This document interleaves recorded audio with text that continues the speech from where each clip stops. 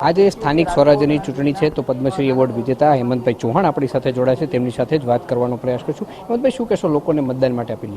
બસ મતદાન માટે તો મારી વિનંતી છે કે મતદાન કરી શકે એવા તમામ લોકોને મારી નમ્ર અપીલ છે કે આપ સૌ આમાંથી કોઈ પણ મતદાન વગર ન રહી શકે. કારણ કે એનો તમે શબ્દનો અર્થ ગણો ને તો વાહ દાન લગાડ્યું છે તો કેટલું બધું મહત્વ છે, આપણા એક મતથી કેટલું બધું કામ થઈ શકે. તો ખાસ કરીને યુવાન ભાઈઓ જે પહેલી વહેલા મતદાન કરે છે એને વિનંતી કરવામાં આવે છે, અને વૃદ્ધો અને માતાઓ એને તો વર્ષોથી મતદાન કરતા આવે છે, એને તો ખબર છે, એની કિંમત છે કે મતદાન શું કહેવાય. તો એવા વૃદ્ધો પાસેથી પણ આપણે શીખ મેળવવી જોઈએ.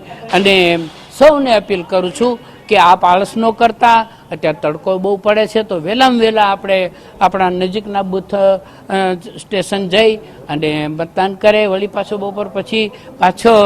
એટલે અત્યારે વ્યવસ્થા સુંદર છે, કોઈને વાંધો આવે એમ નથી. તો મતદાન વગર કોઈ આળસ ન કરતા અને જરૂર મતદાન કરજો. અમે પણ વહેલા ઉઠીને અત્યારે અમારા પરિવાર સાથે મતદાન કરવા આવ્યા છીએ.